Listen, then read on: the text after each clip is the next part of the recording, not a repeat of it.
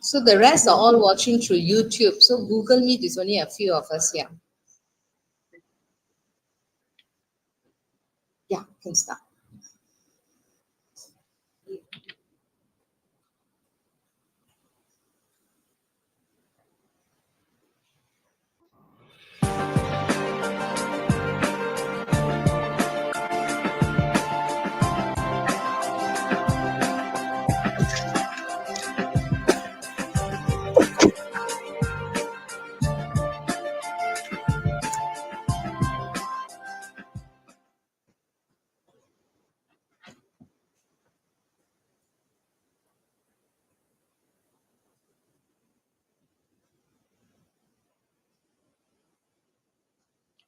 Oh, we are facing some technical glitch, I think.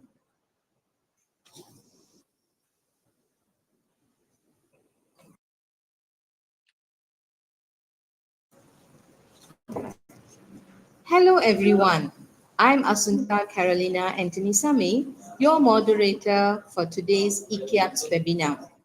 A very good morning or afternoon to some of you, Dr. Jonathan, and a warm welcome I bid to the Director of the Institute of Teacher Education Malaysia, Ilmu Khas Campus, Dr. Farida binti Yaakob, the Deputy Director, Encik Muhammad Aminuddin bin Abu Bakar, Prof. Dr. Jonathan Newton from Victoria University of Wellington, New Zealand, Prof. Dr. Juliana Othman from University Malaya, Kuala Lumpur, Prof. Dr. Moses Samuel from Taylor's University, Subang Jaya, heads of departments, head of units, lecturers and students of the Institute of Teacher Education Malaysia, Ilmu Khas campus, and all our viewers in Malaysia and those from abroad who are watching the fourth edition of the Ilmu Khas International Academic Discourse Series, or well known as Ikiads,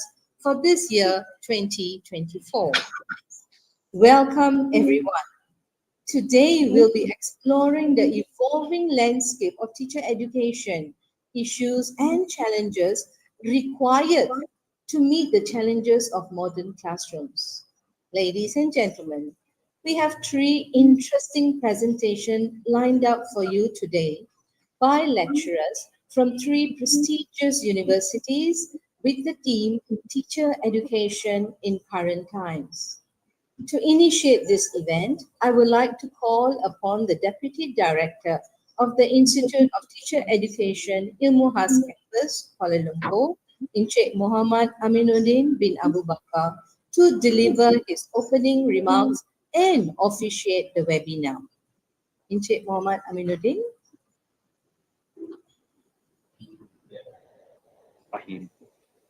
Assalamualaikum warahmatullahi wabarakatuh and very good morning. Distinguished speaker, esteemed college and dear participants. It is with great enthusiasm that I welcome you to this year Ilmu Khas Intellectual Academic Discourse themes Teacher Education in Current Time. Today event is more than just a webinar. It is an opportunity to come together, exchange ideas, and explore what it truly means to be an educator in these transformative times. As we gather here, each of us is not only witness to change, but an active participant in reshaping the future of teacher education. Our theme today, teacher education in current time, could not be more relevant.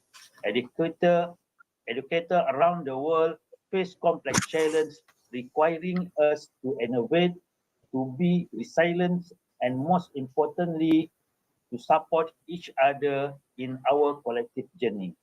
As we dive into today's presentation, I'm sure we will benefit from the perspective of three distinguished scholars whose works and dedication will be instrumental in advancing our understanding of modern teacher education. We are honored to be with us Prof. Jonathan Newton from Victoria University of Wellington, New Zealand. He set the stage with his presentation, Growing Teachers in Challenging Times. Prof. Newton's insights will remind us in the immense adaptability and strengths that educators must cultivate to overcome today's challenge. I am sure he will inspire us to look beyond difficulty and focus on how we can continue growing, thriving in our role as mentor and guide for the next generation. Also with us, Prof. Juliana Osman from University Malaya. Explore leveraging professional learning networks to enhance teacher development. PLN is great to empower teachers as they connect, collaborate, and grow, building meaningful networks, sharing resources, fostering continuous professional growth would help educators stay innovative and impactful in their teaching practice. Professor Dr. Mock from Taylor University speaks on teacher education in multilingual world. His insights will embracing linguistic diversity will reveal how we can create inclusive, dynamic classrooms that honor the rich linguistic background of our students.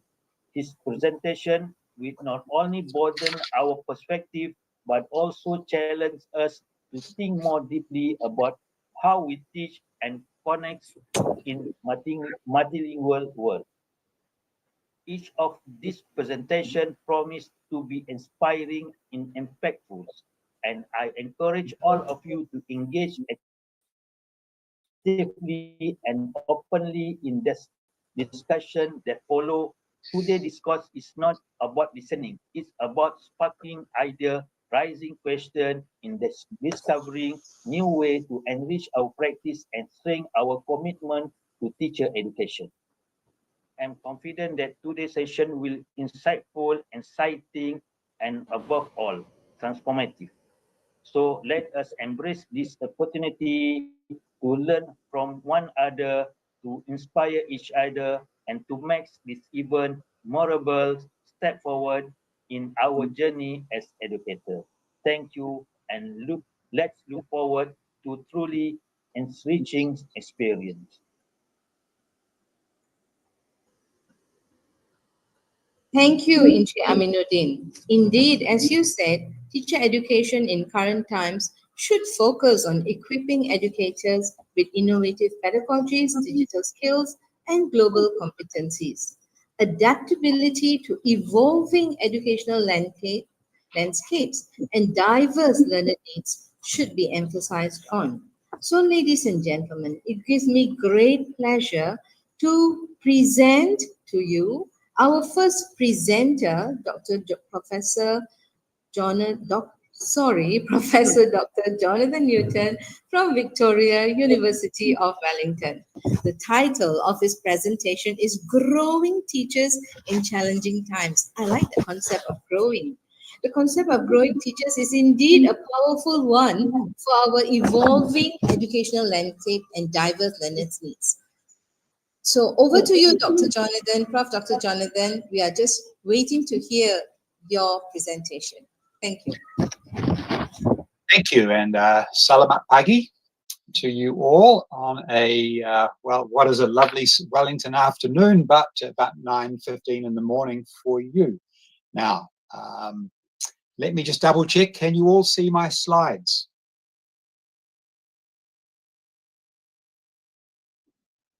Dr. Asunta, can you see my slides? Yes. Okay, great. Well, so hello everybody. Growing teachers in challenging times. I wonder if you notice the ambiguity in this grammatical ambiguity with that word growing. You know, is that a verb or is it an adjective? Or both? And I'm hoping that you can see it as both. That we are in the job.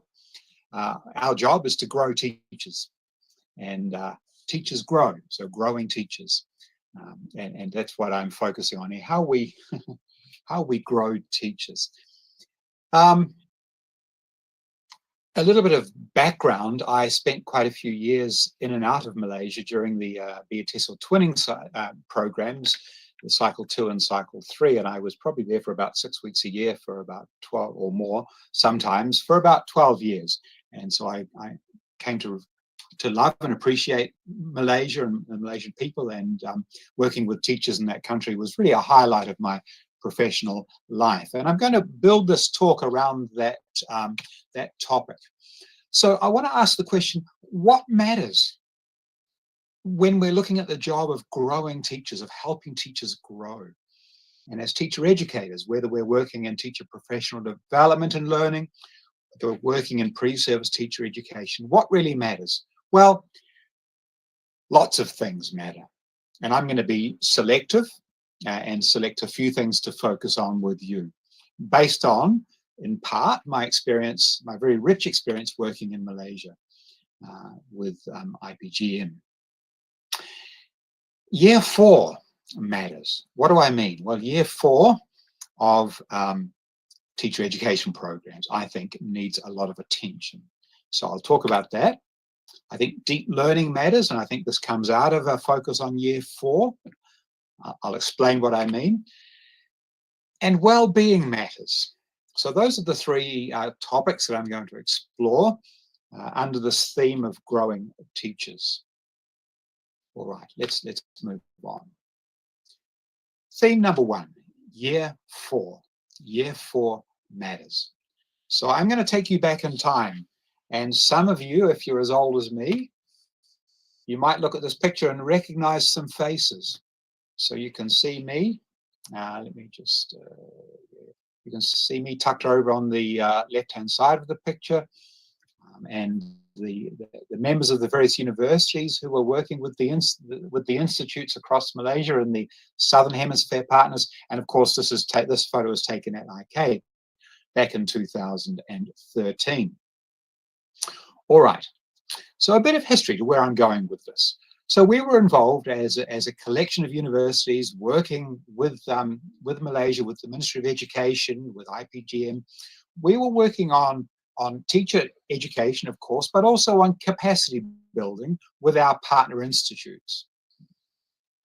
And as part of this process in the second cycle, so in this program, for those of you who are not familiar with it, students would come to the IPG for the first year. And then for years 2 and 3, they would go to a campus overseas, Victoria, Auckland, Macquarie, and so forth. And then in year 4, they would come back to the campus in Malaysia and do their final year before they went out to teach. Okay? So we learned something in the second cycle. And what we learned was that students would go away in years 2 and 3, and they would be in this very different environment, and they would grow dramatically. They had a lot of autonomy. They would have maybe 8, 10, 12 hours of classes a week, and a lot of time to self-manage their learning. They then came back into year 4, and they reflected on their learning, and they said, we come back in year 4, and sometimes we feel like we're still treated like we're back in year 1. So there was a kind of a, that growth that had happened wasn't necessarily being nurtured as much as it could be in year 4. So in the third cycle of the program, we were very committed to looking at ways to strengthen year 4 as a transitional year for growing teachers. And we identified 4 principles that I'd like to share with you during that time. So 4 principles for strengthening the ways we grow teachers in year 4 of a teacher education program. The first principle was foster collegial relations. Because what happens when these student teachers come back in year 4, they are now transitioning into collegial roles. Now, I know Malaysia is a lot more hierarchical culturally than New Zealand or Australia, and I understand that cultural difference. But nevertheless, if these young people are going to be nurtured into positions of leadership, then it's very important that they be given some agency in year 4.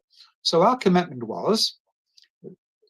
is captured in this statement. In year 4, students are moving already into the role of a professional teacher. The role of lecturing staff, thus, needs to be one of coach, mentor, and, somewhat controversially at the time, colleague in examining pedagogic and management issues in the classroom. So this is moving away in year 4 from that hierarchical relationship and giving these young teachers agency, recognizing that they are on the cusp of becoming teachers. The problem in a more traditional system is if the teachers, if they're treated as students still in a very hierarchical system, they leave the teacher training institute, they move into teaching, and they haven't developed that leadership and confidence because they've been sort of kept in this role of student. So number 1, fostering collegial relations. Number 2,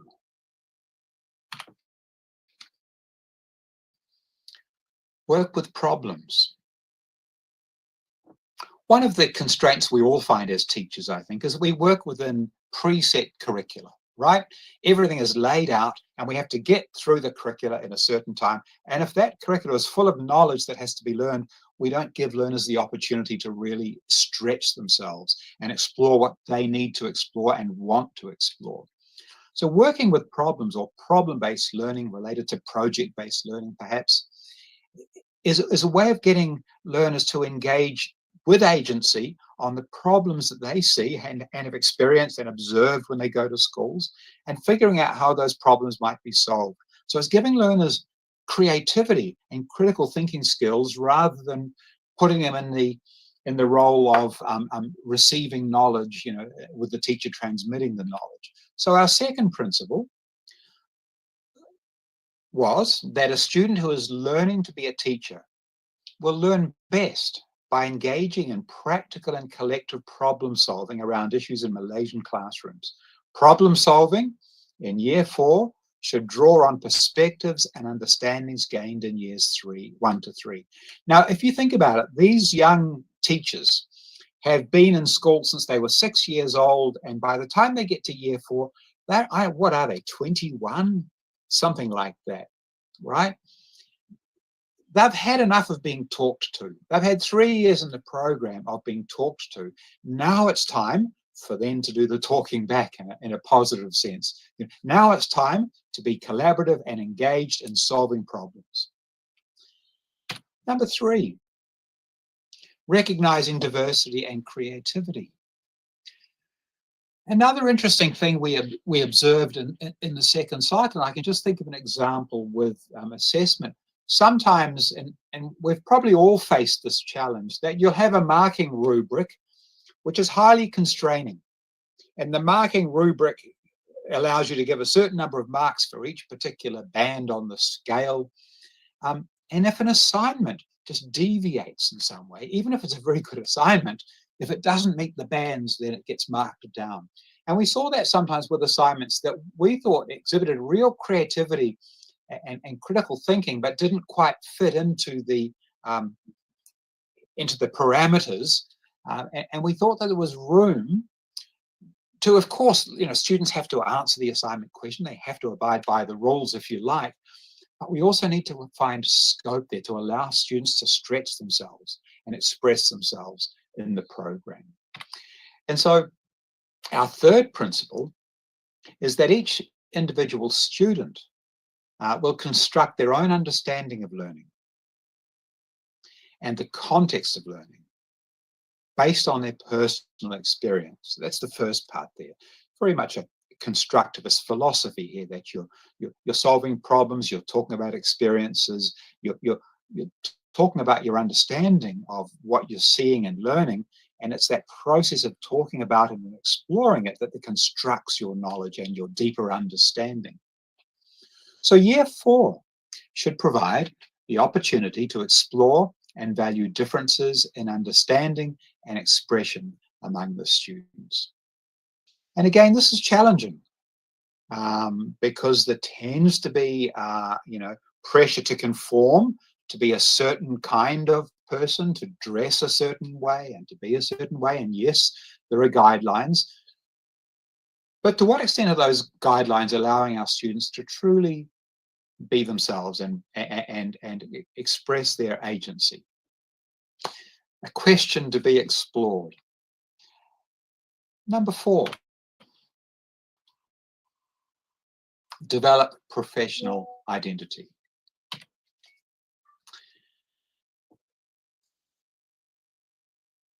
As I've said, in year 4, students are, I'm calling them students, let me say, student teachers, or if you like, novice teachers, are now taking on a teacher identity.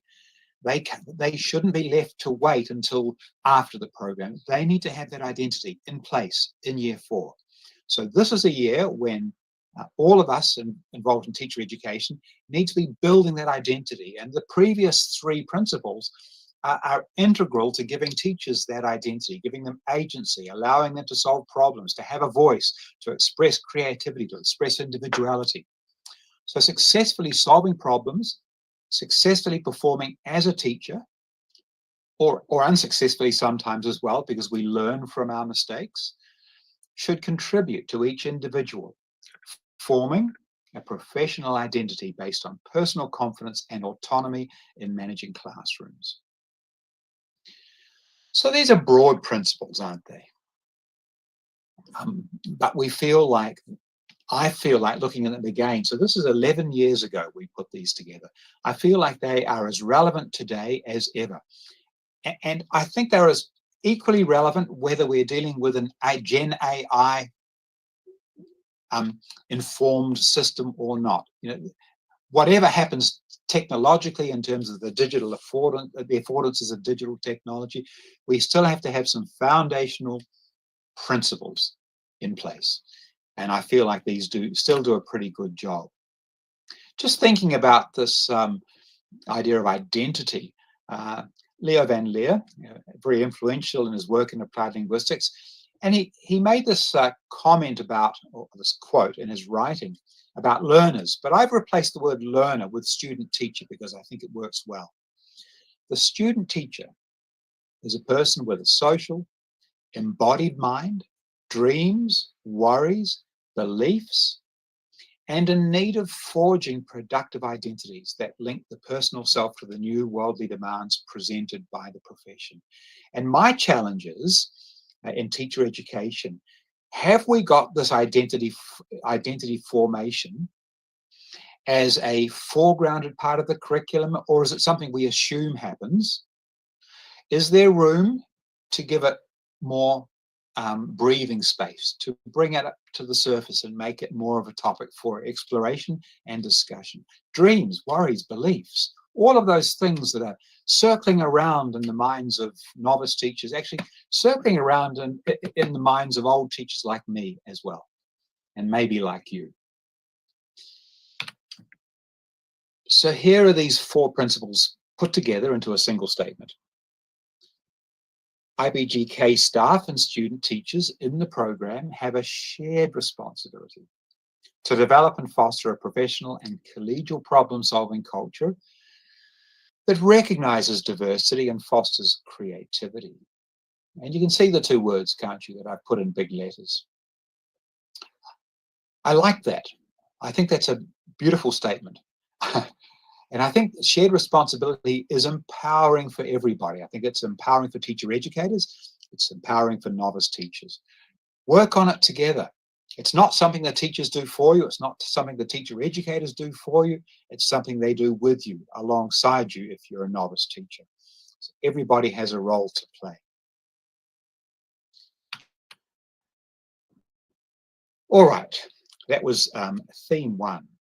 Year 4 matters. Now, related to year 4, I think in important ways, is this notion of deep learning. Now, I know in Malaysia, you love acronyms and you love buzzwords, and you've had, what is it, Industrial Revolution 2.0 and 3. I don't know what industrial revolution you're at right now, but I'm still back in 2000. I'm still back in Langworthy and Michael Fullan's work on deep learning, because I think it has resonance that remains with us. Deep learning. What do I mean? Well, what does Michael Fullan mean? So Michael Fullan makes this distinction between traditional or old pedagogies, in which, as you can see, what really matters is the teacher knowing the content.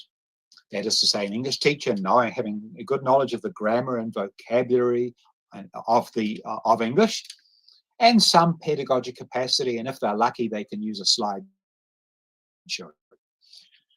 But tech is just like a little bit of icing on the edge of the cake. pedagogic capacity is, not ignored, but not as important as knowing, because your job as a teacher is to pass on that knowledge. And the goal of the program is content mastery. And that content mastery is built through you transmitting what you know to your students. Now, of course, we all know that that is not working in the 21st century, where knowledge is distributed vastly through the internet. So the teacher no longer is the font of knowledge in the way they might have been. So Fullen argues that in this new deep learning environment, we're surrounded by technology. It's ubiquitous. And that transforms in fundamental ways who we are and what we do as teachers. And you'll notice here in this deep learning diagram, in the second diagram here, the themes that I've talked about in year 4, those 4 principles, are really coming through. Can you see here? It's the teachers and learners discovering and mastering content together. So you've got that notion of collegiality and working together. The teacher's pedagogic capacity increases, and using that pedagogic capacity, they work alongside the learners to create and use new knowledge in the world. So the emphasis is on creation and use, not on memorization and learning. And the consequence of this new environment in which technology is harnessed, teacher roles shift, is arguably deep learning. Now, what do we mean by deep learning? And by the way, this requires a fundamental rethink of who teacher educators are and what they do. And I think if we don't change as teacher educators, we're just going to keep reproducing the old system.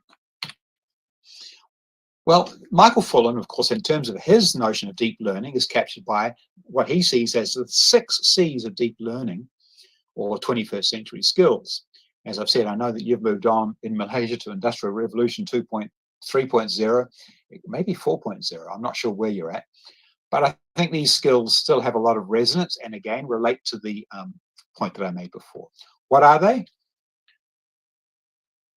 You can probably I'll just give you 30 seconds to look through and see if you can guess what they are. That gives me a chance to have a sip of my coffee.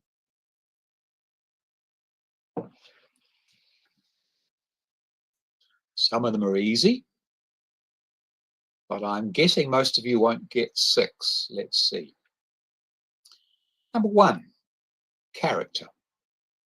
You'll be familiar with that in the Malaysian education system. Number 2, citizenship. Number 3, collegiality. Number 4, communication. Number 5, critical thinking. And number 6, creativity. So these are the skills that Fullen argues are fostered and developed naturally from this deep learning environment in which we are now in. But it requires, if we go back to year 4, it requires those 4 principles to undergird how we teach year 4 of our programs. Now I'm going to move on in the last 5 minutes. I've got 5.5 minutes left according to my timer, and just a few more slides to go. So here's the 6 C's of education, which I've just spelt out for you: character, citizenship, communication, critical thinking, collaboration, and creativity. And I want to highlight something else in this diagram: well-being. So this is interesting. In referring to deep learning, Michael Fullen is not just thinking cognitively, but he's thinking also holistically. And of course, you see in there character, communication, and collaboration. These require engaging in community, in belonging, and helping others and being helped by others. Well-being. So this leads me to my 3rd and final theme. Number 1, if you can remember, was year 4. Number 2 was deep learning. And number 3, well-being. Well-being matters.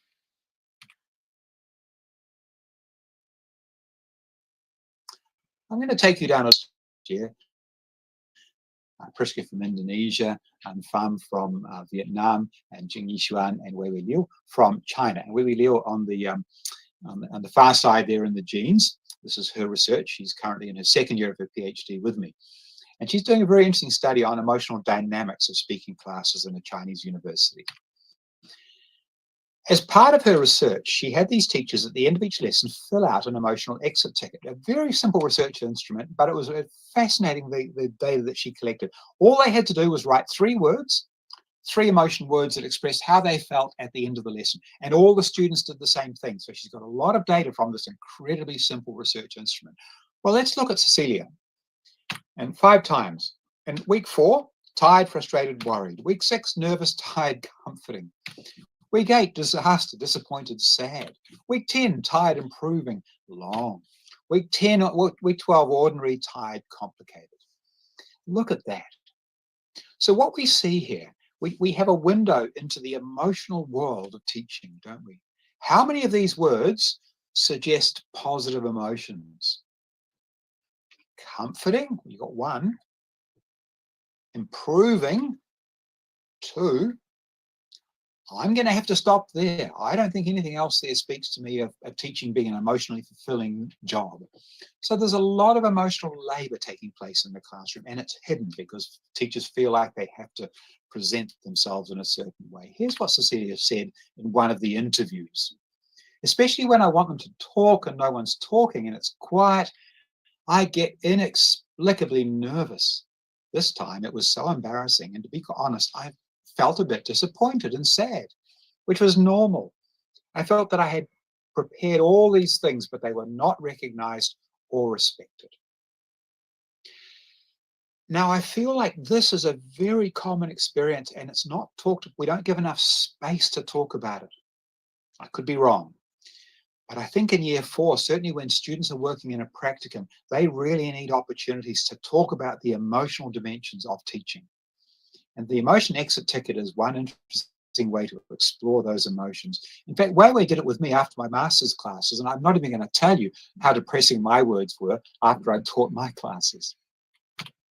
All right, one of the ways to respond to this, and this is my second to final slide, is the PERMA model of flourishing. And I'm just going to touch on this. We haven't got time to look at it, but I think it's a very rich source of ideas for generating a dialogue around emotions and well-being in the classroom and in year 4.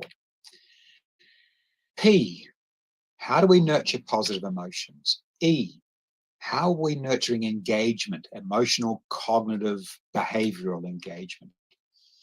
Relationships, what kind of relationships are being fostered?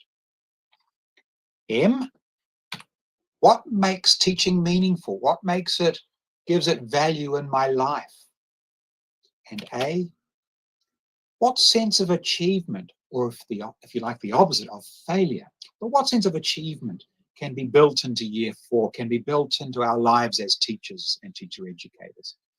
And each of these is a really fascinating theme to explore. I've got 40 seconds left, so I've just had to go through that quite quickly. What matters? I suggested a few things, 3 things, and I'm just going to sum up now.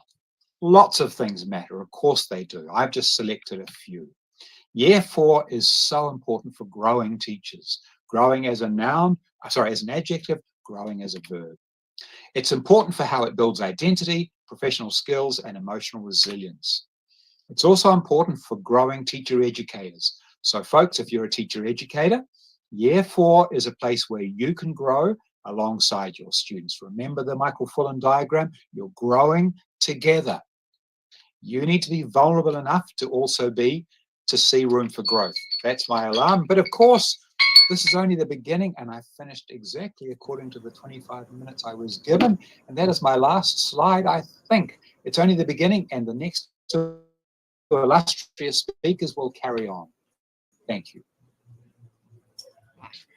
Thank you, Dr. Jonathan. That was a very thought-provoking presentation, because you are right. As we end our final year, year 4, it truly matters. I like your idea of agency and about giving them the voice to problem solve and to recognize diversity. I think trying to put them into mold doesn't really work. And I think identity building is so subjective that they need to actually feel that they are a teacher, identify as a teacher, then they can become one.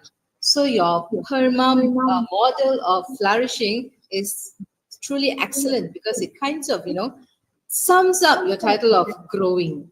Mhm. Right. Right, Jonathan, we have one question here. Okay, let me just retrieve that question.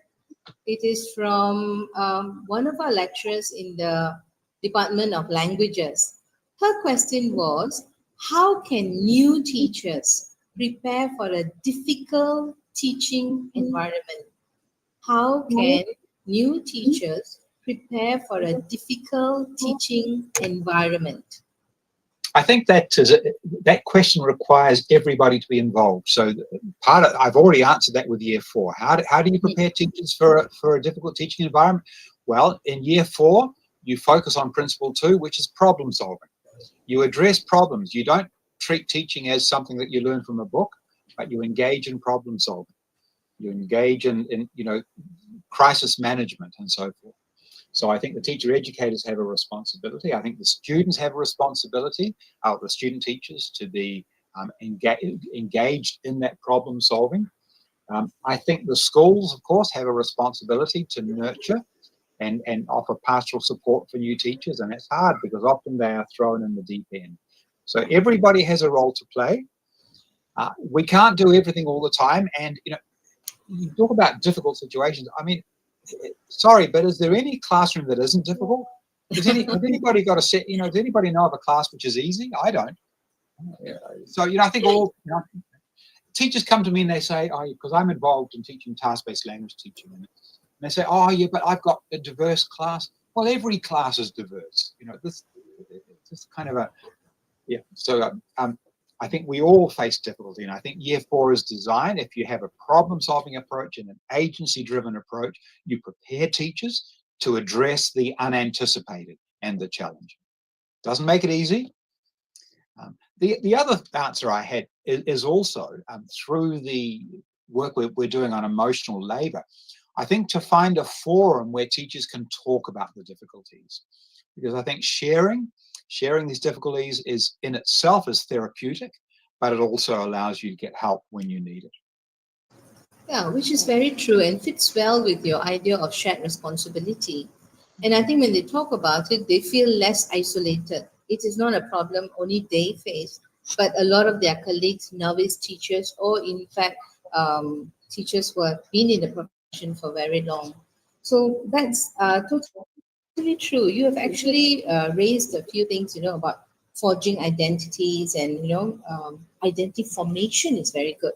And I think you are right. I like your 3 ideas of year 4 matters because matters, itself has looking at it from all angles and deep learning. And I think the well-being matters, which is so true. I have another question here. Hang on, Jonathan. All right. The question is, how Okay, does before you technology? Oh, sorry. just Yeah, go before you ahead. get to the next question, I just want to go back to that other question because you just made me think about well-being, and there are so many forces, I think, at the risk of being negative in being a teacher. There are in the education system that are quite negative, that can wear us out. There's so much bureaucracy. There's so much pressure. Every time we stand in front of a class with 20, 30, 40 people sitting there watching us and judging us. And, it's emotionally hard work. And so I think we have to build into, as much as we can, we've got to think really carefully about how are we nurturing well-being. Let's not just think of teaching as mechanical and getting good exam results, but it has to be about teachers having a sustainable life as teachers. And there's a lot to say about that. I haven't got time, but yeah, I do acknowledge Yeah, I know. that needs So to be. now, Jonathan, I have a question from a first year student in our RHPG. So the question is, as a first year student, what should I pay attention to in order to build my professional identity by the time I reach year 4? So what advice would you give to this first year student? Oh, that's an interesting question. Thank you for that great question. What should you pay attention to in year 1 of the program? Well, to some extent, the program will tell you that, whatever the curriculum has in store, but I think you can always go beyond the curriculum. I think these principles actually, whoever you are in year 1, I think you should look for opportunities to enact these principles, and I think your year one teachers should do the same. You don't have to wait until year four to solve problems. You don't have to wait until year four to be collaborative. I think these are more important principles in year four. I think they're more critical. But in year one, I think the seeds should be start planted. So in year one, are you getting opportunities to solve problems? Not just to learn about teaching, but to solve teaching problems, hypothetical problems, problems when you try out micro teaching or whatever it might be.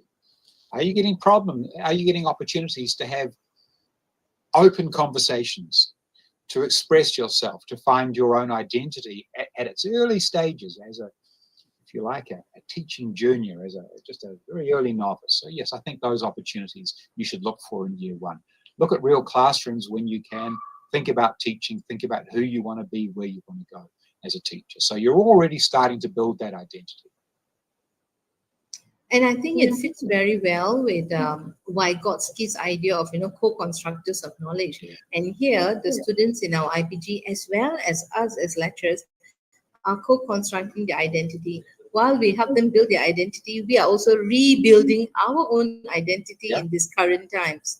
So it is a very dynamic process. It's not a linear kind of process where it's just one way. So your topic very well about building identity and networking fits in very well with our second speaker. So thank you so much, Jonathan. Just stay Pleasure. on. We will have more questions. We might have more questions later on for you. All right. So now, ladies and gentlemen, from New Zealand, we will travel back to Malaysia, to Kuala Lumpur especially, for our second presenter. Our second presenter today is Prof. Dr. Juliana Othman from University Malaya Kuala Lumpur. Her title, which I think fits in very well about sharing responsibility and networking, leveraging professional learning networks to enhance teacher development. So how can this network thingy empower, connect, and collaborate and enhance our teaching profession as we educate teachers? So over to you, Prof. Juliana. Thank you, Dr. Asunta. Just one moment. I just need to Yeah, no switch on worries. my PowerPoint. Yeah. Okay. So meanwhile, anybody has questions, please type it into the YouTube and our Media Campus students will forward it to me to address those questions to Prof. Juliana. Okay. All right. There you go. Can you see my slides? Yes, Prof, we can see it clearly. Thank you. Okay. Good morning, everyone. Salam and good morning to our distinguished guests, fellow educators, and all students. Welcome to my seminar today, which is entitled Leverage Professional Learning Networks to Enhance Teacher Development. I think my seminar today ties in very well with what Prof. Jonathan was saying about, as novice teachers, we need to do a lot of problem solving and we need support. So in my seminar today, I'm going to share with you a way or innovative way to help you in terms of your growth as a teacher. And we are going to use it, and we'll see how, using the professional learning network to help you with this. Okay, now I need to show my slides.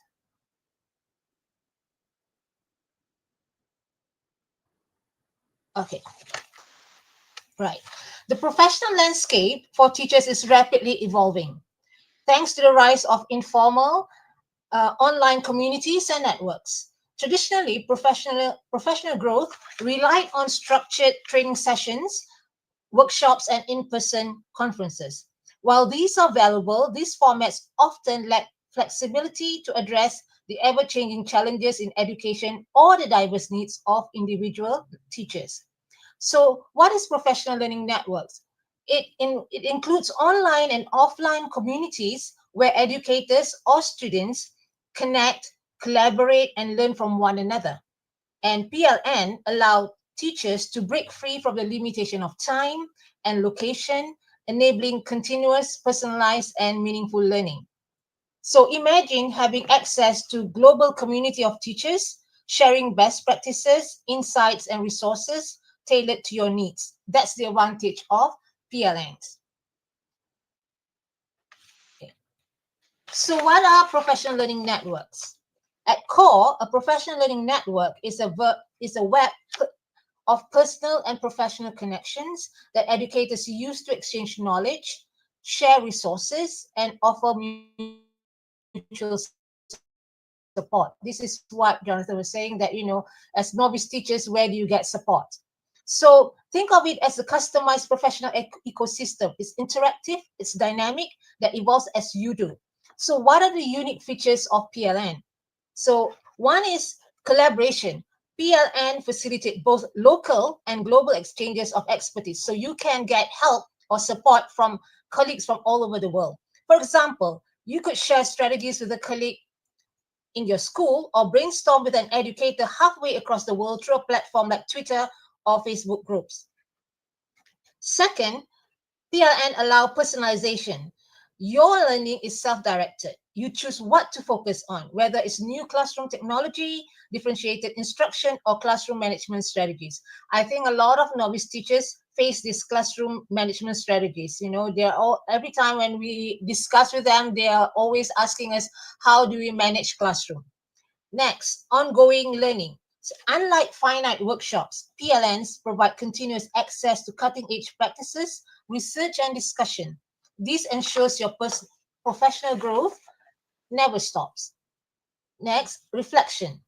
So PLN creates safe spaces for feedback. So when you, for instance, when you post questions on Facebook, or or Twitter, you can test your ideas, and and you can learn from discussion with your peers. Most importantly, PLN allows flexibility. You can adapt whatever, PLN is adaptable to your learning style, to your schedule, and to your goal. You choose when to connect and what is suitable for your purpose. So PLN offers the tools, ideas, and community necessary for you to thrive in today's educational environment. So for instance, PLN is like this. So you have a connection with the social media, Facebook, YouTube, Twitter, or now they call it X, LinkedIn, or TikTok. And then you have blogs like in Malaysia, one of the famous blog spot is teacherfira.com, I think. She has a lot of followers. And then you have professional organization like Melta, IATAFL, TESOL, Quarterlies, and you have your friends and colleagues, and you have your mentors. So these are your networks. So how does PLN empower teachers or educators? So why should we spend time in building and nurturing PLN? Because PLN helps you in ways traditional methods cannot. One, it provides you autonomy, which Prof. Jonathan mentioned earlier on.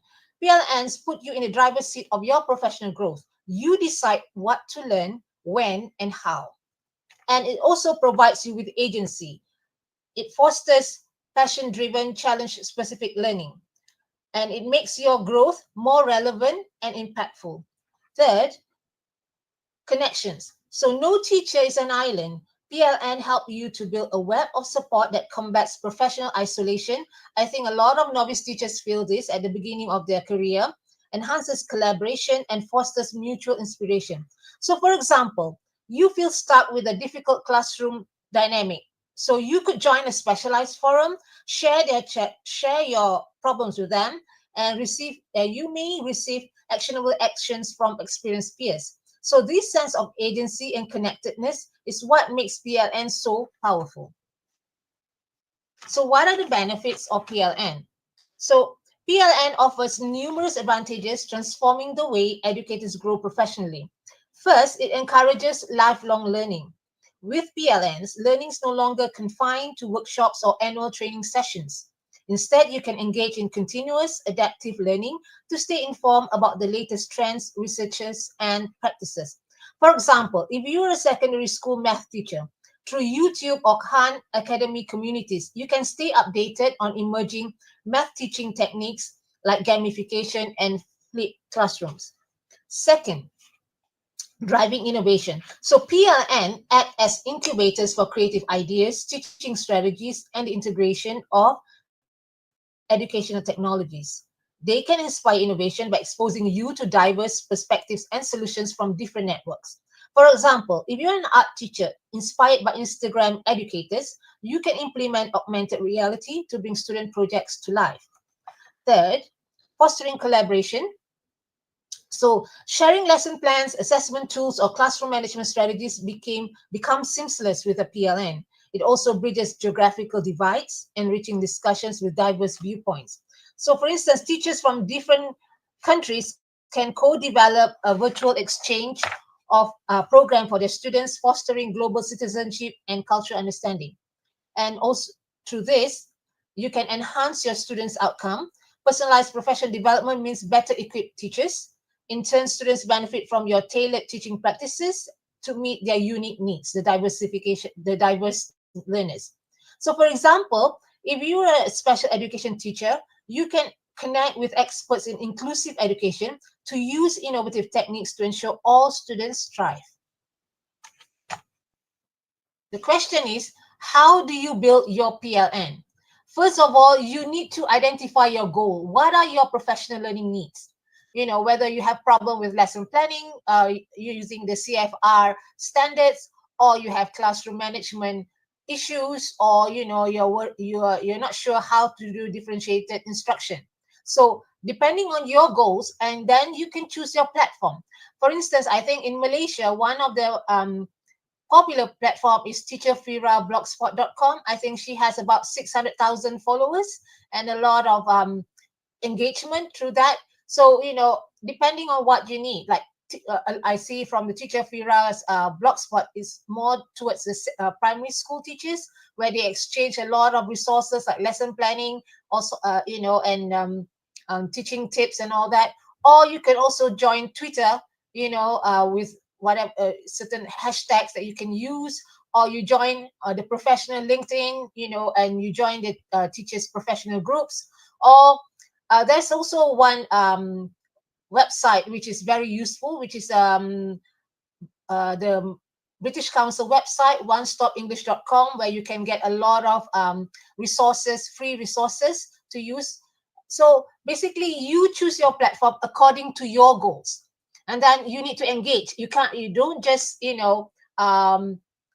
stay passive. You have to engage. You have to participate. You have to ask questions. You have to comment, and you have to share insights. And then, of course, step 4 is diversify. You can include voices from different cultures, disciplines, and levels of experience depending on the platform that you are choosing.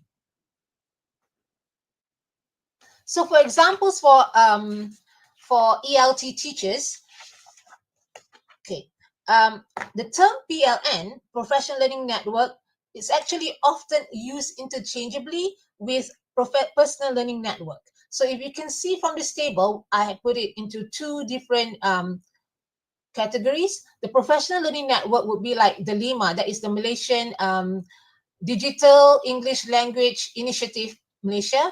And then we have LTAC that offers all the professional micro-credentialing kind of teacher professional development. And we have the Malaysian English Language Teacher Association, MELTA, where you can, there are resources, and they organize a lot of workshops, seminars, and conferences. Then we have PELTA, that is the Penang English Language Teacher Association. And regionally, we have Asia TEFL, that is, involve all teachers from Asia. And we have closer to us, SEMIO RELC, which is very, very, also very good source of professional learning network.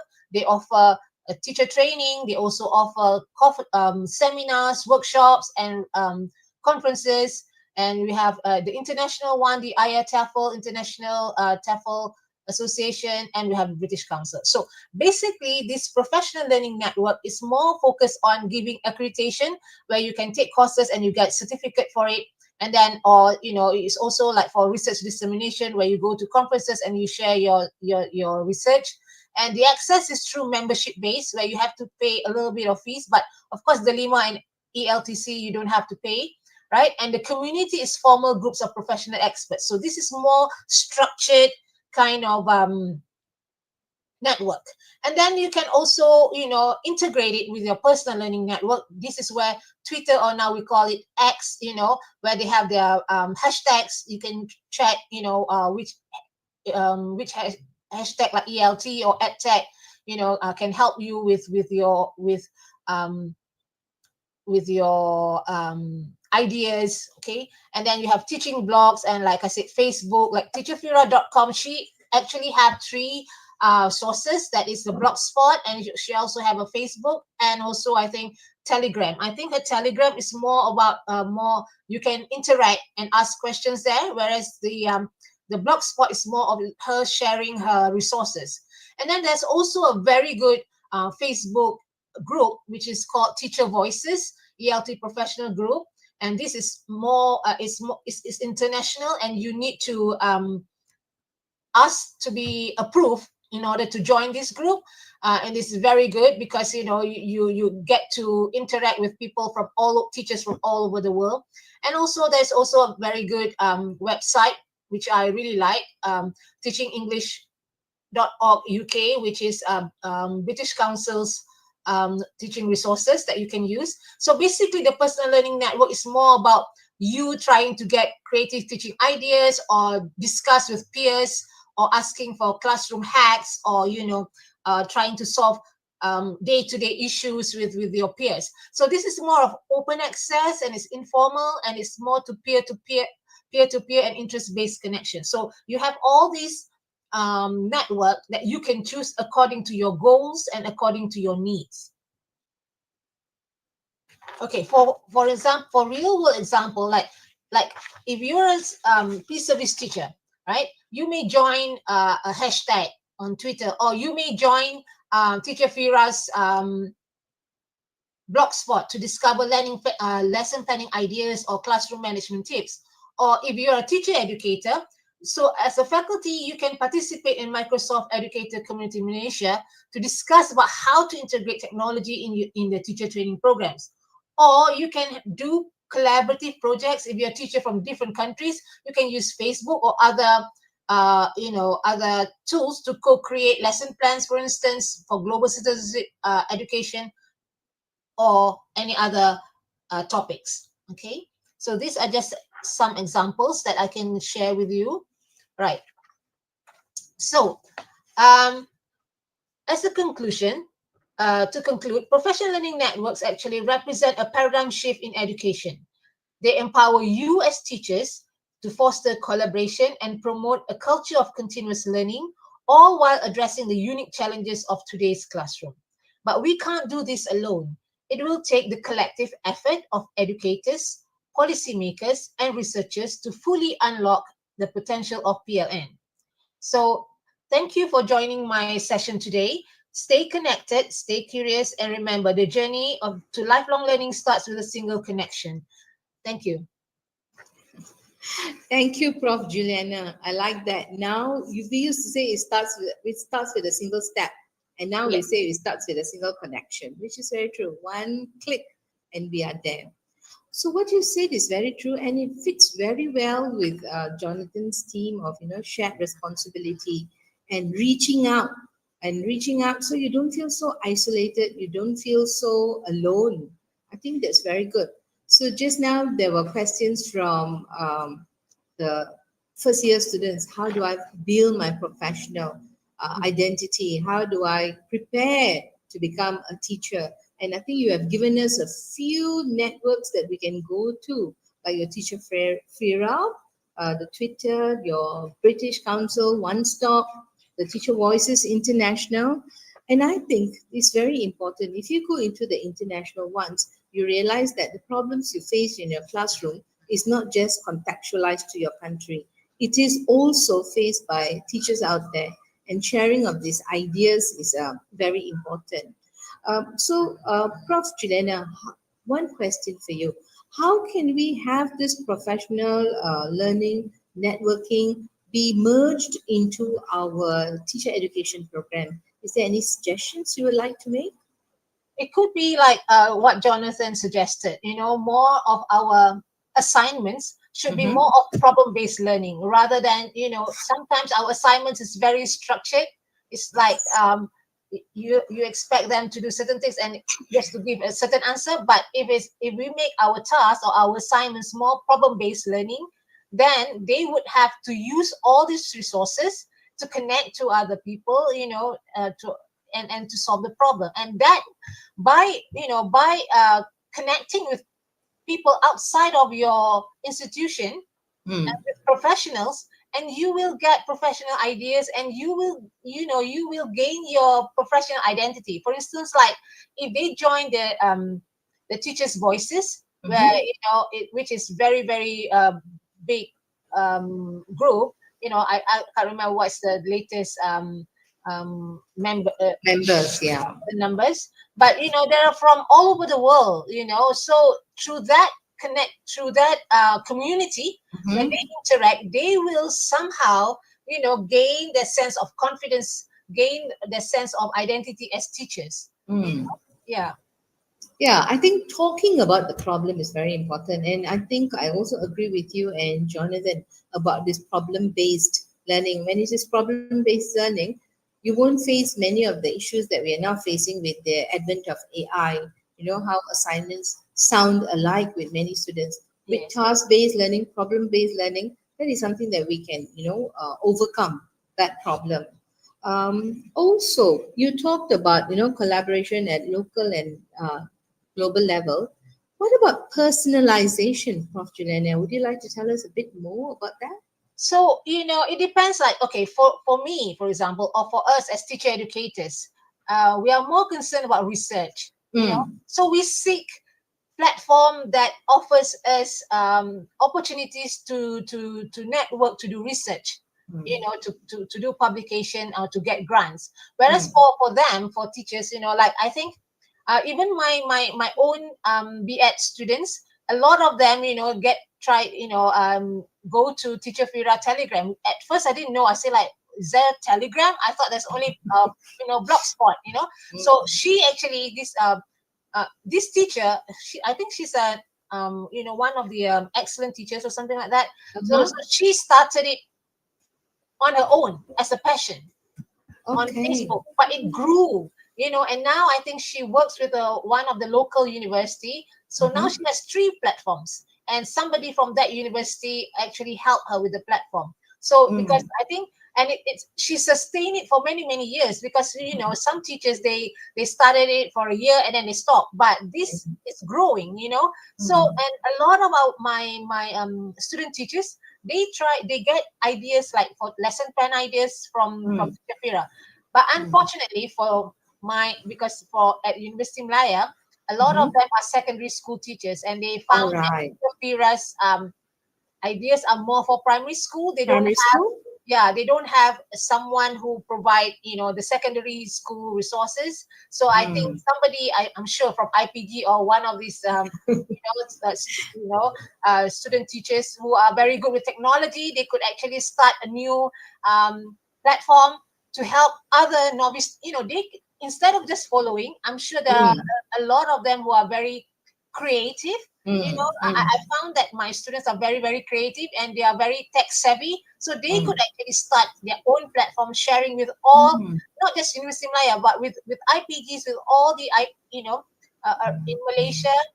Because that would be very helpful. I think if they have their platform, all the novice teachers can start their own novice teachers platform where they can, Yeah, I agree. and they can share their grievances, because I know all novice teachers face challenges at the beginning of their career, and they just need people to share their feeling of isolation, their feeling of Mm.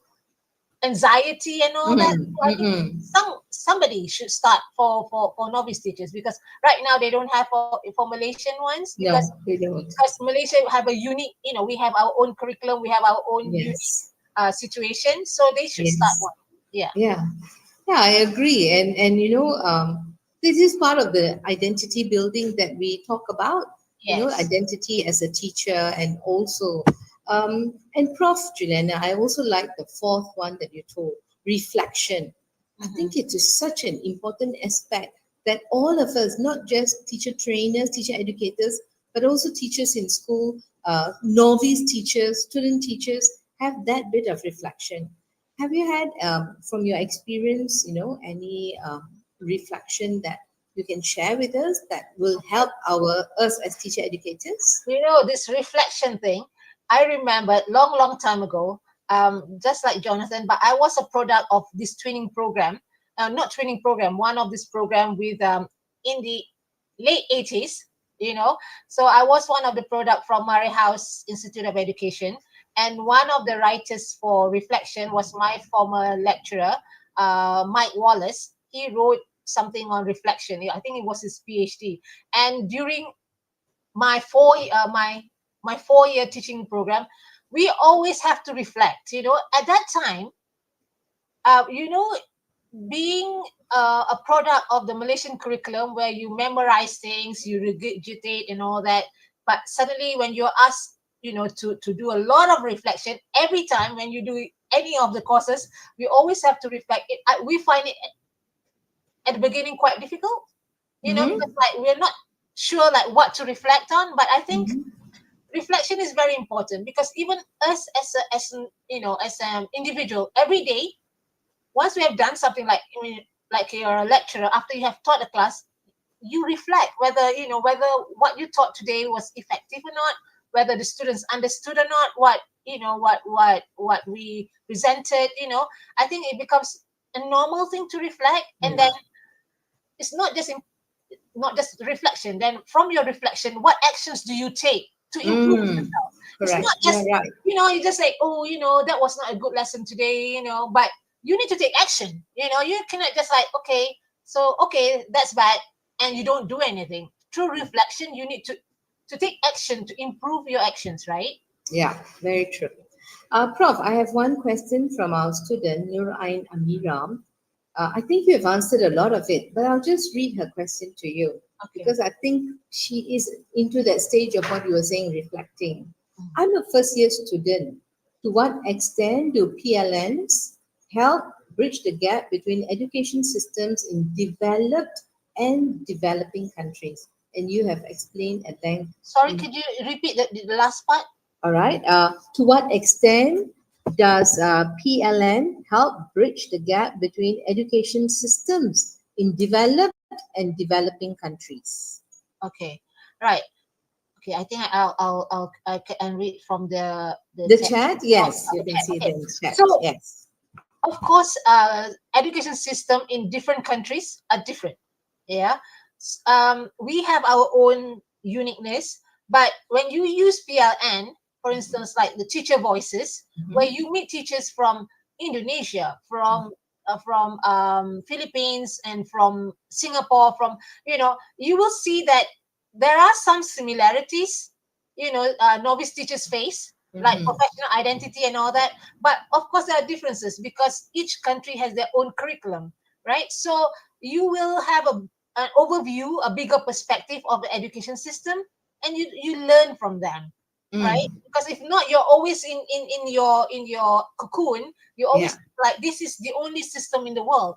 But if you join, like I said, that like teachers voices, which is really really good, and you will see that, oh, other teachers also, other novice teachers around the world also face teacher identity problem at the beginning of their career, because they're not sure of, whether what they're doing right or wrong. So that is universal, I think. But then of course there are also other differences due to the differences in the curriculum. Yeah. Hmm. Prof, for your information, we also have among us students who are doing their diploma in education for a year before, and they are already teaching in schools. So Mhm. your ideas like Teacher Voices, teacherenglish.org UK will be very, very, very beneficial for them. So I think I wish we can talk a bit more, Prof, but I think uh, time has come to an end. So we'll move on. Thank you so much, Prof. Jilena. Just please be around in case there are other questions later. Okay, thank Thank you. you, Dr. All Asunta. right. Okay, so now, ladies and gentlemen, from University Malaya, Kuala Lumpur, we move on to Taylor's University at Subang. It gives me great pleasure to present our third presenter, Prof. Dr. Moses Samuel from Taylor's University.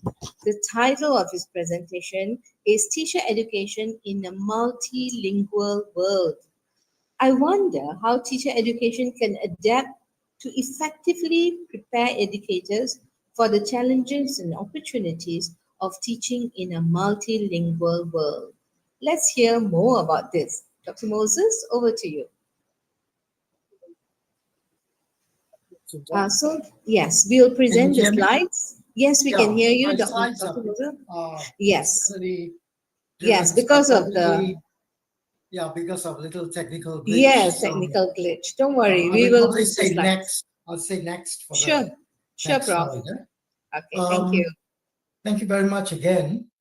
Our session today is looking at teacher education in changing times. And I think one dimension of these changing times is the increasingly diverse world in terms of languages that are spoken. A British sociologist, Vygotsky, spoke about super diversity as a modern phenomenon. And super diversity really is the diversity of language systems that sort of clash, collide into each other. And it's increasingly so because partly because of the movement of people and because of the technological changes that allow different languages to coexist and come into contact with each other. Can we have the next slide? Yeah, my presentation is in 4 parts. First of all, I just want to lead into this discussion on what's been affecting my thinking regarding multilingualism in recent days.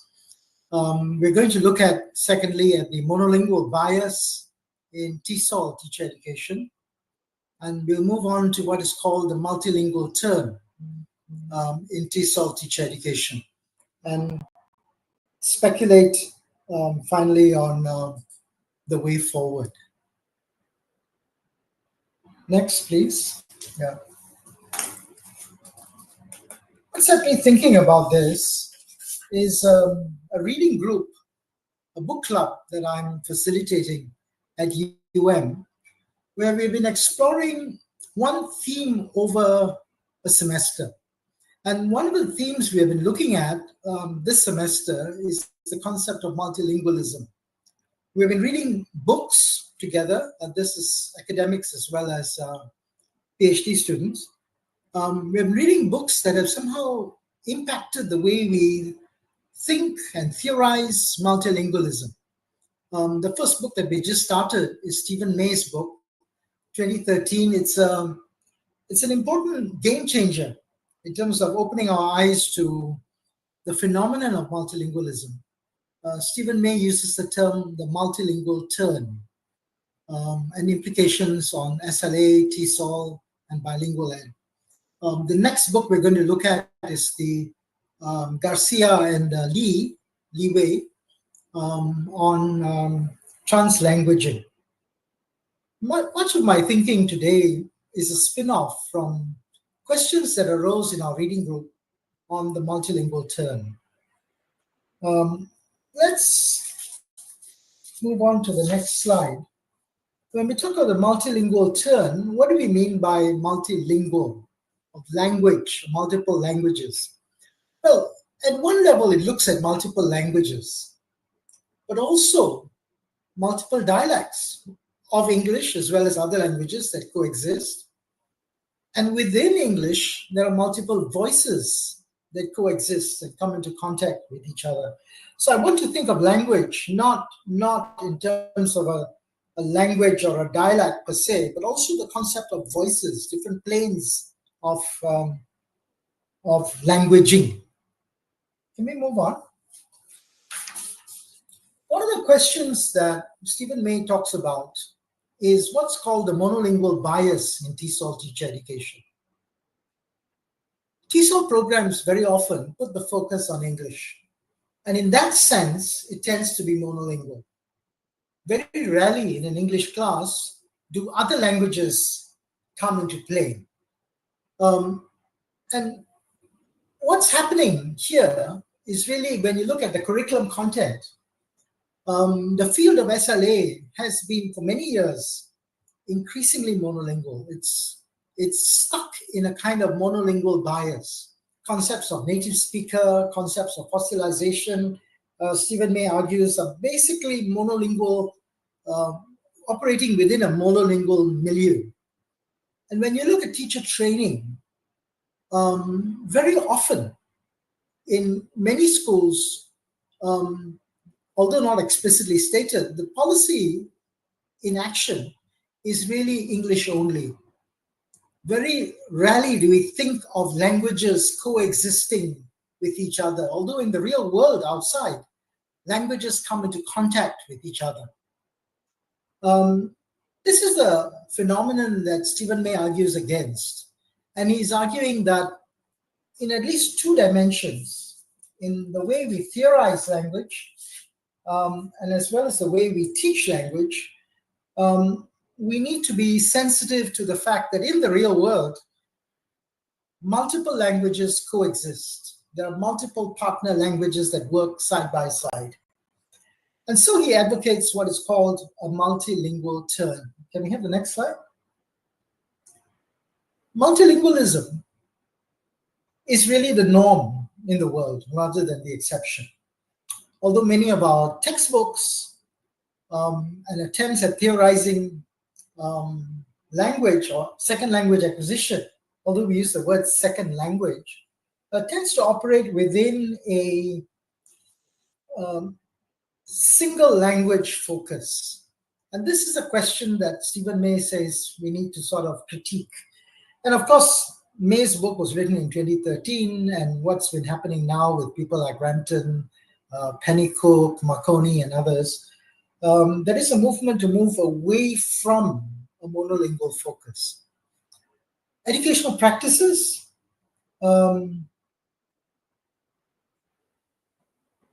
should begin to incorporate languages that are found in the real world, in the different cultural backgrounds that students find themselves in, so that our language learning environments are inclusive rather than exclusive. And as Dr. Jonathan just mentioned, cultural identity plays an important role as we look at the languages that people use and the languages that are in play in the classroom. One teacher put it this way: in many Malaysian classrooms or homes, as you enter the home, you're supposed to put your shoes outside and come in without your shoes. That seems to be the message we are saying about these other languages that students engage in and participate in the real world. Put them outside. And when you come in barefooted, focusing only on the primary language. And this is a phenomenon that needs to be addressed because we live in an intensely multilingual world. And the question that we are provoked to think about is, how do these other languages figure in the English language classroom? Are we operating in silos, or as Stephen May puts it, in hermetically sealed spaces where only one language gains traction? The other languages are left outside like the shoes. Next slide. So what does the multilingual term provide? One, it tells us how languages work together to make meaning in an ecological space of which is the norm in multilingual societies. Are we therefore saying that we are going to seal our classrooms away from real-world realities? Or are we going to allow a space where there's an interaction between the real world and what's happening in our classrooms? Many years ago, sociologist Ferdinand de Saussure spoke about the distinction between langue and parole, which you might have encountered in your sociolinguistics classes. Langue is language as an idealized system. Parole is language as it's used in the real world. And very often in the language teaching materials, in the examples of language that we bring into the classroom, there seems to be a dearth of focuses on authentic language use, where multiple languages coexist and work together to make meaning. Can we have the next slide? So I really want to look at how TESOL programs can be challenged to incorporate a multilingual term. And I want to look at two dimensions. And I think this is good for self-evaluation for people who are doing curriculum reform and looking at our course offerings. There are two dimensions here. One is, what kind of knowledge of language do we present our students with? So that's the knowledge dimension, the epistemological dimension. And the second dimension that we need to think about in a multilingual world is how multilingualism can impact language practices. Next, please.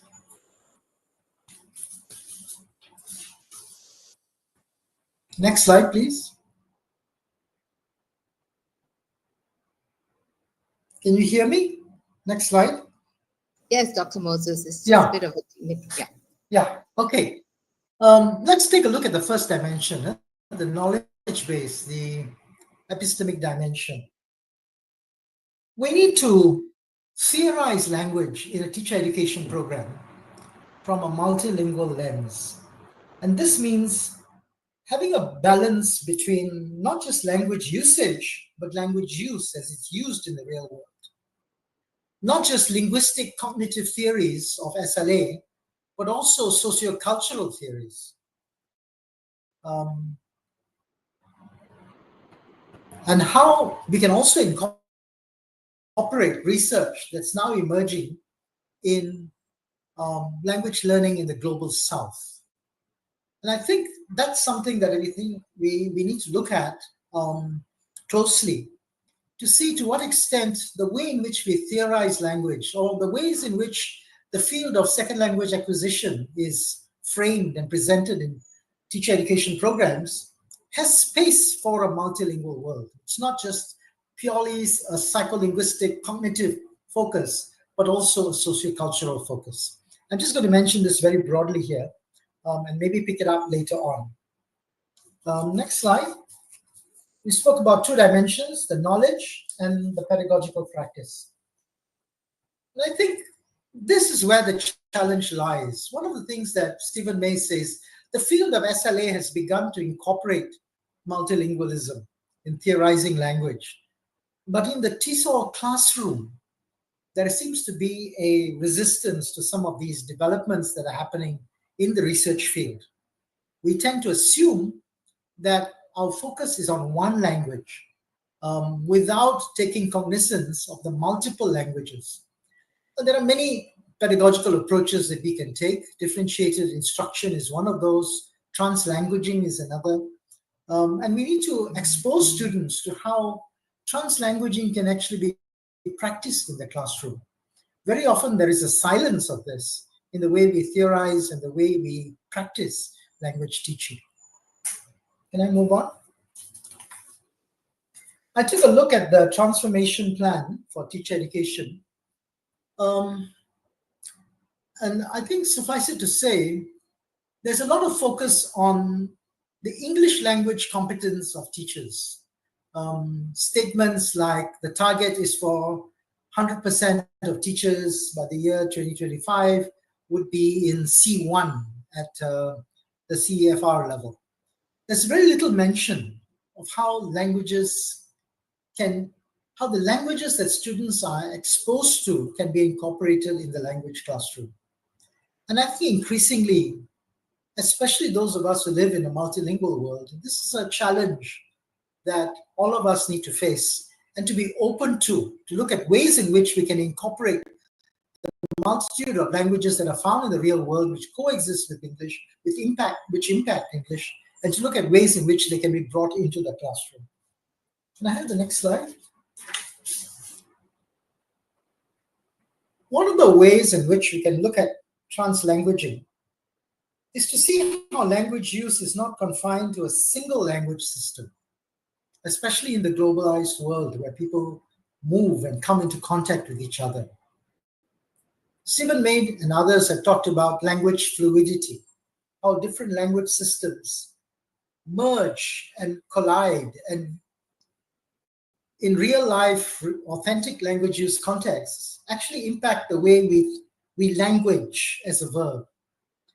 Let me give you an example, a concrete example of an encounter which was shared to me by a teacher in an actual language teaching situation.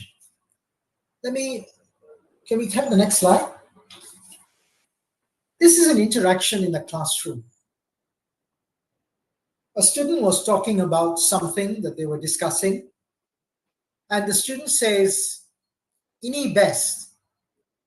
Ini best, this is the best. This is good." And then it's interesting that the student follows this up by saying, "Teacher, how do you say best in English?" One way of looking at this word best is that it's a loan word into Malay. And the student was under the impression that this was a Malay word, not an English word. So the teacher is saying, so he asks the teacher, "How do you say best in English?" And the teacher says, "Huh?" Sort of wondering, what are you getting at? Isn't best an English word?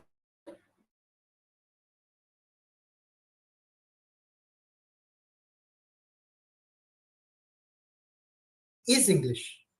And the student goes on to ask, how to say in English.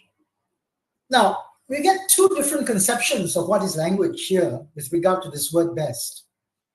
The student was languaging in Bahasa, sees the word best used in Bahasa, and was under the impression it was a Malay word.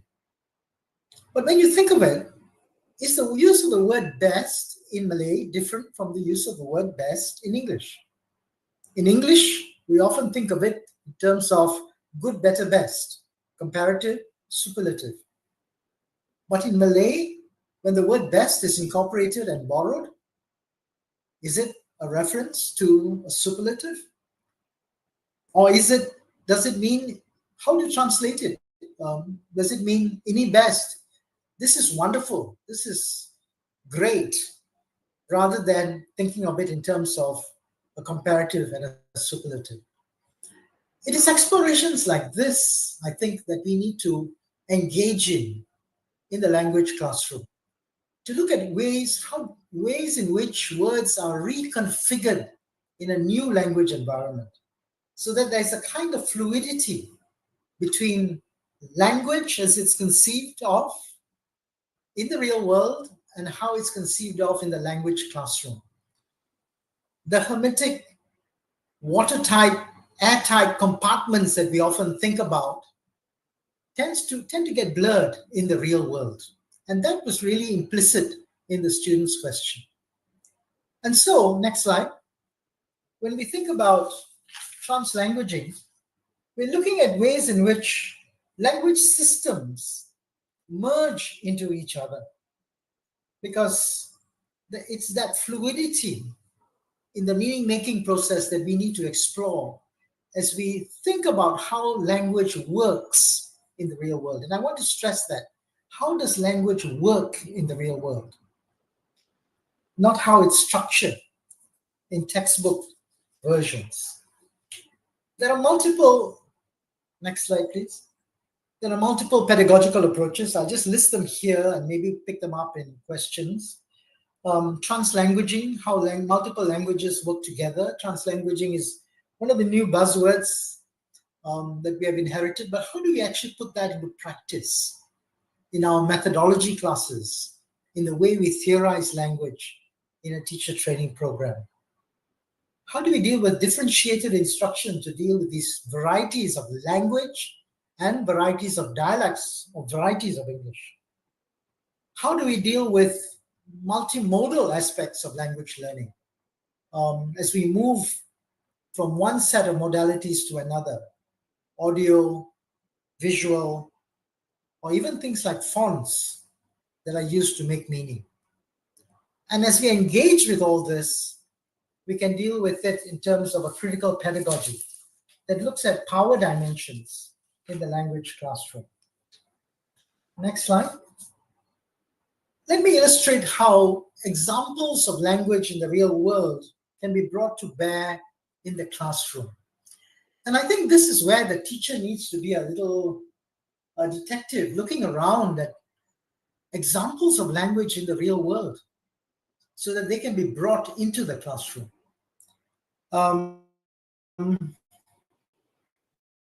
Let's take a look at this sign. This is a sign is from Singapore, which explains why we've got the 4 official languages.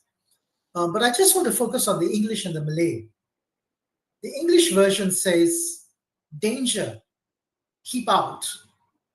The Malay version says, bahaya. Bahaya is the equivalent of danger. Jangan dekat. I think it's interesting to sort of discuss these 2 examples. Keep out is different from don't come nearby, don't come near. All right? Jangan dekat. Why don't you say jauhi diri, stay away? So there seems to be a very different emphasis in this direct translation.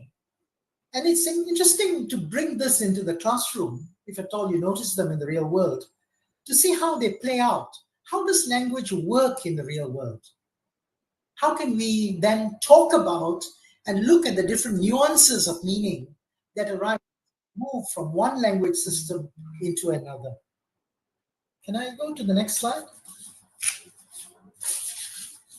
I was in Beijing, I was in China last week, and I noticed this sign in the toilets. And of course, I photographed it. I'm still working on it.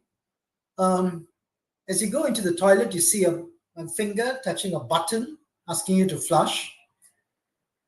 But the words in English, at least, I don't read the Chinese yet, come with rushing, leave with flushing. This is the first time I've seen poetry or poetic language used in a real world setting. What's going on here? It seems to be a direct translation.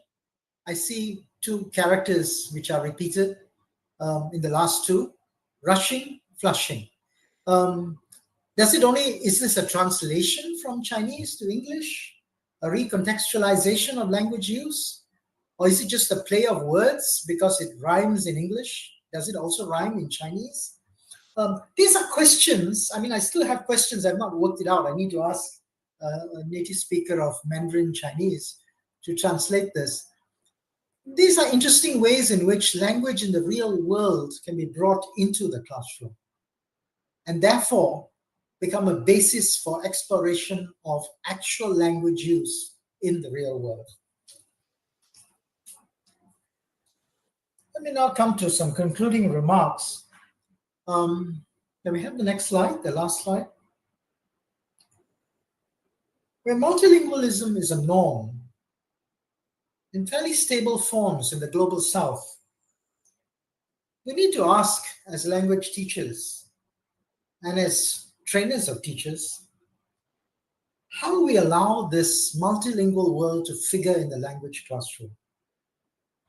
How can we adopt an additive approach to language learning, where one language form doesn't negate the other, but multiple language forms coexist? When we allow other languages or other varieties of English even to appear in the language classroom, there is space for what Courtney Kasdan calls instructional detours. Let me just explain this concept a little bit. When you're taking the federal highway and going down south, let's say to Johor Bahru or to Singapore, occasionally you have a detour, a byway where you can rest, have a meal, and so on. And then after you're done with it, you rejoin the main route. Instructional detours are those little diversions, those resting spaces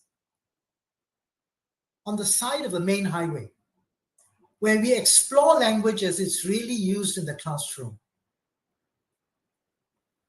And I think as teachers, teacher training needs to seize on these teachable moments, using Andy Hargreaves' well-known phrase, so that the discussion of language takes into account the multiple varieties of language that coexist in the real world, which our students encounter and probably wonder why it's not really addressed in the language classroom.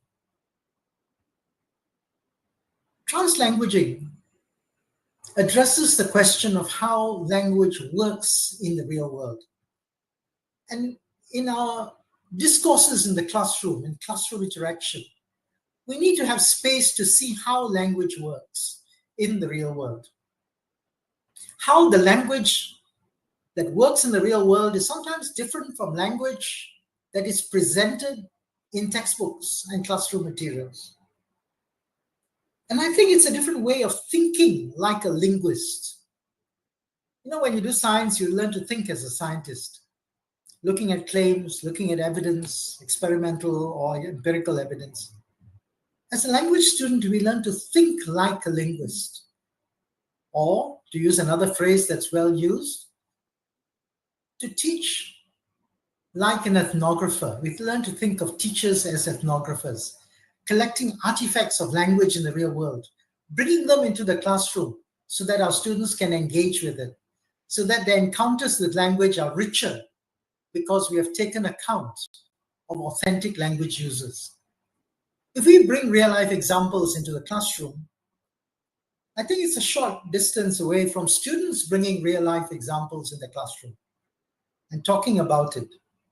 What is added is a more rich, language-saturated view of the way we think about language. And in a real sense, it gives us a sense of, it introduces the concept of deep learning about what language really is. And I think that goes a long way in developing what it means to be communicatively competent in a multilingual world. And I think on that note, I will stop. Thank you very much. Thank you, Dr. Moses. I felt like I was back in University Malaya listening to one of your lectures. It is so exciting when you talk about this multilingual turn. So, Prof. Moses, I think we teacher educators and also teachers to be are always in a dilemma, like what you mentioned. We want to get high proficient students in language. So we have the CFR standards to guide us, and we want them to be, grammatically correct and making communication meaningful. So this idea is so exciting, about bringing the real world language into the classroom. But my question to you is, if each country has their own local language coming into the classroom, how do we then eventually be able to make meaning comprehensible or communication comprehensible when we have all these different local cultures entering into our, like what you said, standard language?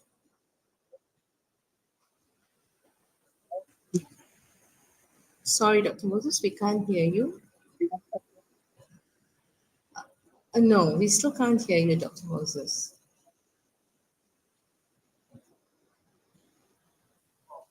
Can you still hear me? No. Yes, now it's very good. Okay, Yes, we maybe I can got to hear you. get closer to the. The point I was making was all teaching occurs in context. All teaching is local. But there is nothing to say that there's a zero-sum game between being local and being global or being comprehensible. All right? I think that's the thing to bear in mind. We are not, the two varieties are not competing with each other.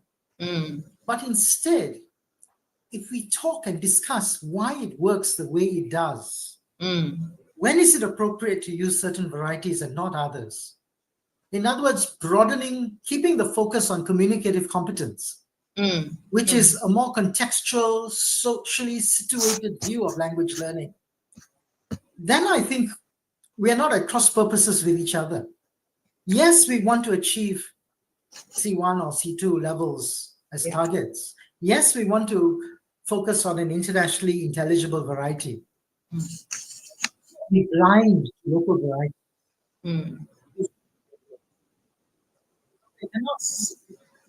I think the sound is not so clear, Dr. Moses. Because we cannot be blind to the dissonances between real world language use and target language use, or the way you define target. Yeah. So the point I'm trying to make is we can have it both ways. But I think what you get is actually a student as an ethnographer, a student as a problem Yeah. solver, a Yeah. student looking at the subtext of language. Mm. Why do I see that in the real world? Why do people talk like that? But somehow I need to resituate it in different ways in an examination setup or when I go for a job interview. Yeah. I think that kind of thinking is what's needed, Mm. especially for those of us who live in a multilingual world. Yeah, very true, Dr. Okay. Moses. Well said. So I think instead of looking at it as a threat, one replacing the other, why not we relook at it as coexisting with each other, and Hmm. certain times bringing it into the classroom to have a discussion about it and to Yeah. make us more aware. Dr. And I think, Moses, oh yeah, yeah, sorry. and I think in teacher education programs, we need to help student teachers to learn to talk about this and to learn Yes. to problematize language as it's used. Yeah. You Yeah. know, yeah. Yeah. Dr. Moses, if you can see your chat, I've already placed one question from a first year student Mhm. who are really into this digital natives, right? So she asked, how do you think I think I've lost you. intelligent tools like translation apps, language learning, and teacher role? Oh, sorry. Are you able to see the app, Dr. Moses? The No, but chat. maybe you can read it. All right, I'll read it to you. Yeah. Okay, I can see it How, now. Yeah. yeah, that is from Alia, our first year student. She Okay. asked, for the benefit of those who are watching, how do you think artificial intelligence tools like translation apps impact language learning and teacher roles in multilingual settings? Yeah, the first thing to bear in mind is that no matter how good your artificial intelligence translation apps are, we need to interrogate those translations and we need to interpret the translation that's out there. All right, rather than taking them as fait accompli. And I think that's a skill that needs to be taught in the language classroom. How do we weigh these different translations? Mm-hmm. And it's the same kind of thinking that I demonstrated just now, you know. Yes, yes. Chat GTP gives you a variety, a version. Is it appropriate? Can I just take it at face value? Or do I need to interrogate it with other kinds of Mm, translations and look at the different layers in which goes into the whole process of interpretation? yeah. Yeah. Yeah, I think translating using the app like ChatGPT and all that kind of sometimes loses the essence of the culture that the original language has. And Hmm. with the culture comes the identity, like what even Prof. Jonathan talked about. There's one more question, Dr. Moses. So now that we talked about this multilingualism, the question from another student, Nafis, year one, he asked, should teacher education programs require proficiency in multiple languages then? Should teacher education programs require proficiency in multiple languages? Yeah, ideally, I would say yes, it's always an advantage. But even if you don't speak the language, in the Chinese examples that I use, Mm, um, I should be able to ask questions when I can engage with a broader professional community, linking it to Dr. Juliana's talk. mm, You know, and I think even if we don't speak a language, it's not possible for us to speak all the languages yes. that are available. At least we need to ask the right questions, Yeah. right probing questions, which will help us to understand how a multilingual world operates. Now, let me make one quick comment. In most schools, the English teacher sits in a separate place compared to the teacher of other languages. And I think they need to start talking to each other. Look at varieties of language that are introduced into each other's classes. Look at ways in which we can interface what's going on in the Bahasa class, or the Chinese class, or any other language with what's going on in the English class. And I think that interfacing is, Mm, um, even if People seem to be operating in alternative parallel universes. At least we should be asking the right question. It's forced kind of interface Yeah. between language systems that coexist. Because in the real world, they do coexist and do interact with each other. Thank you. Which is true, Dr. Moses, because the schools are supposed to be students for the future, and the future out there is a multilingual world. So, Mm, in a way, what you said is you raised a lot of questions and things for us to reflect on. mm, Thank you so much, Prof. Dr. Moses. yeah. So, ladies and gentlemen, we have now come to the end of our webinar.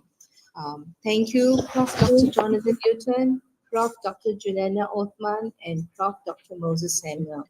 The input we have received from the three of you today will enhance our knowledge and help us re-look and re-envision teacher education in these exciting and changing times. To close this event, I would like to call upon the representative of the Director of Institute of Teacher Education, Ilmu Khas Campus, Dr. Aliza Adnan, to deliver her closing remarks and officially close this webinar. Over to you, Dr. Aliza.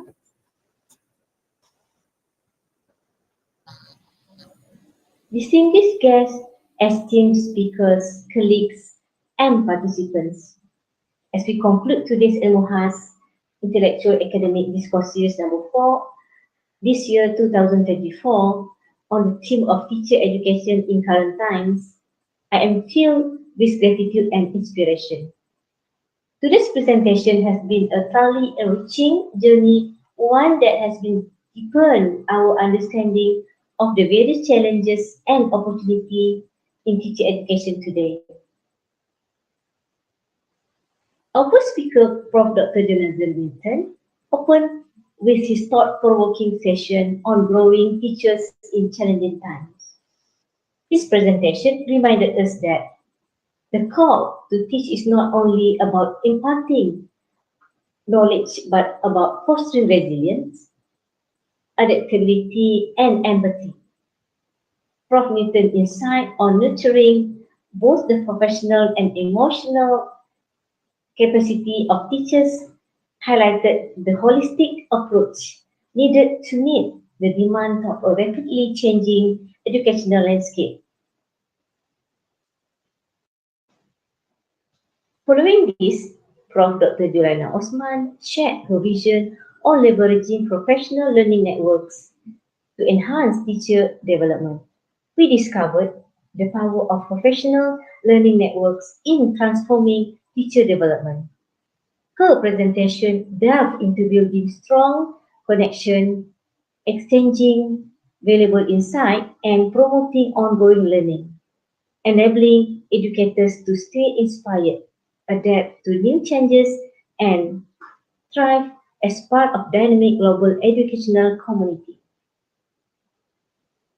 Our final speaker, Prof. Dr. Moses Samuel, took us into a realm of language with his presentation on teacher education in multilingual world.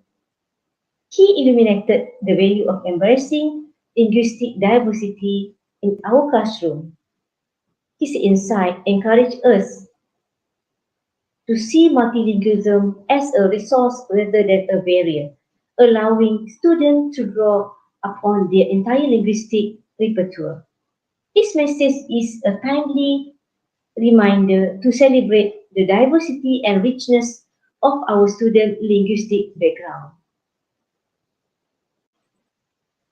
This presentation have collectively shown us that to advance teacher education in current times, we must be adaptable, collaborative, and inclusive.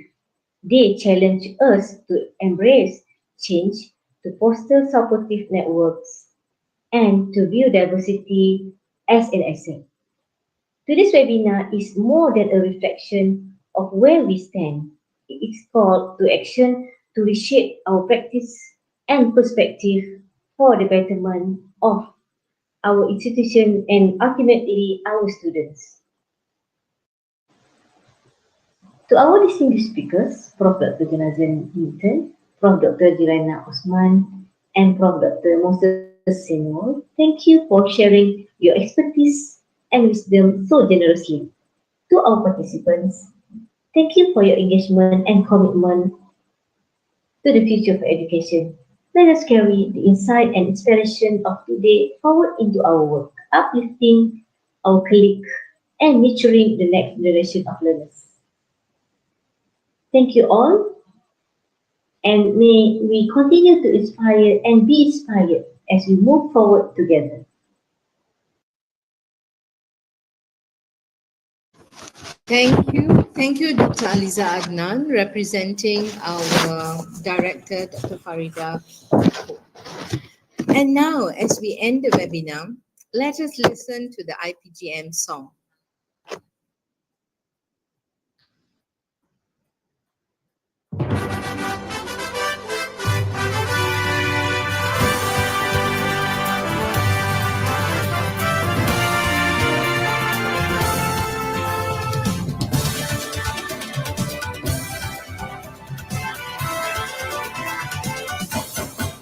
Institut Pendidikan Guru, kami sentiasa bersedia menjulang etika kerja, berkorban jiwa raga, menjunjung aspirasi bangsa negara tercinta.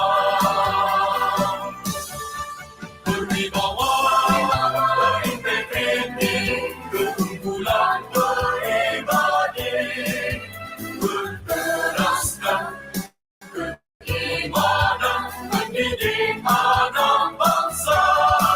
Kami bangga menjadi guru, kerjaya dihormati, diraja menimba ilmu, bakti setulus hati nan murni.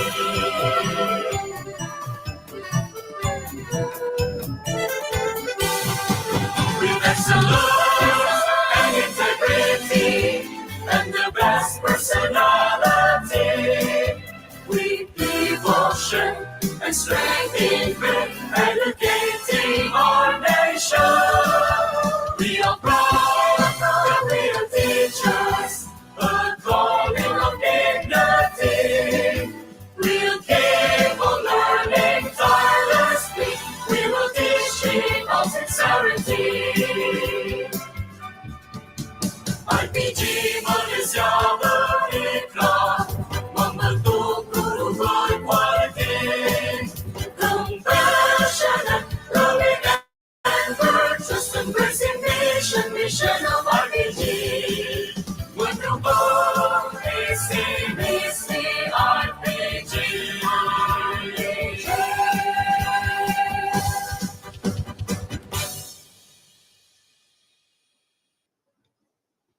Thank you to the Media Campus for playing the IPGM song. For your information, Prof. Jonathan, Prof. Moses, and Prof. Juliana, our song, this IPGM song, used to be fully in Malay. And so, taking into consideration what Dr. Moses has said about multilingualism and multilingual, so I think our rector had a foresight for that. And he has added this English version inside to make it. And every time the song is played, I always have goose pimples because it actually makes me realize, what an important role that we play in the lives of our teacher trainees, our students, and also vicariously to all the other young children out there. So now we have come to the end of yet another Ikiads event for the year. We at Ilmu Khas are truly honored and privileged to have had three distinguished presenters, Prof. Dr. Jonathan Newton, Prof. Dr. Juliana Othman, and Prof. Dr. Moses Samuel, share with us their exciting thoughts on teacher education in current times. Thank you so much to all the three speakers. And to all who have been following this event from near and far, thank you for your support and participation. So have a great day, stay safe, and keep well. Thank you from us at Ilmu Khas.